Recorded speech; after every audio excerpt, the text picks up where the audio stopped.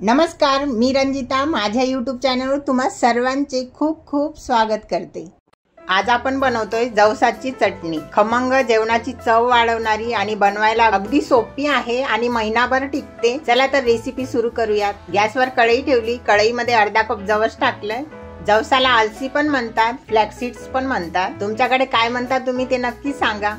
जवस एकदम स्लो गॅसवर भाजायचं। अशा पद्धतीने बिया तडतडायला लागल्या की गॅस बंद करून भाजलं तरी चालेल। भाजून झालेलं आहे, काढून घ्यायचं। कढईमध्ये अर्धा कप तीळ टाकायचे। तीळ पण छान आपल्याला भाजून घ्यायचे, स्लो गॅसवरच भाजायचे।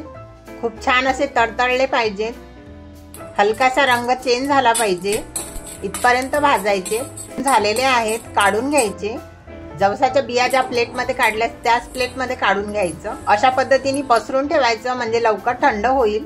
कढईमध्ये 1 चम्मच तेल टाकायचं। कढईमध्ये मी इथं 12 मिरच्या टाकल्या। तुम्हाला जसं तिखट हवं असेल तसं कमी किंवा जास्त मिरच्या करू शकता। मिरच्या छान मिनिटभर भाजून घ्यायच्या। गॅस अगदी स्लो ठेवायचा।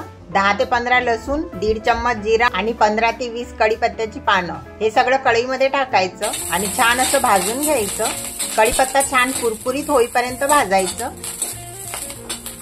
बघू शकता अशा पद्धतीने भाजून झालेलं आहे। तिळावर काढायचं आणि हे सगळं साहित्य थंड करून घ्यायचं। थंड झाल्यानंतरच आपल्याला चटणी वाटून घ्यायची आहे। छान थंड झालं, मिक्सरच्या भांड्यामध्ये टाकायचं आणि तुम्हाला जर लाल मिरच्या नाही टाकायच्या असतील तर 2 चम्मच मिरची पावडर टाकायची मिक्सरच्या पॉटमध्ये।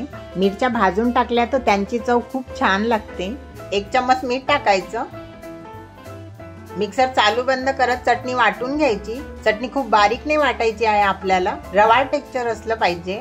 खूप बारीक नाही करायची आपल्याला, अगदी जाड रव्यासारखी असली पाहिजे। बघू शकता तुम्ही अशा पद्धतीने। खूप बारीक दळली तर तिळाला आणि जवसाला तेल सुटेल आणि त्याचा गोळा बनेल। वाटलेली चटणी प्लेट मध्ये काढून घ्यायची।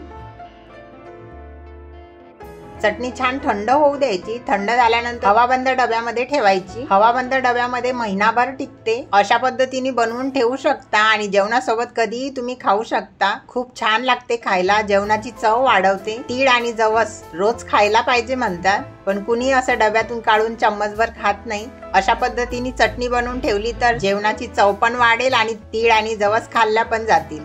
व्हिडिओ आवडला असेल तर लाईक आणि चॅनलला सबस्क्राईब नक्की करा।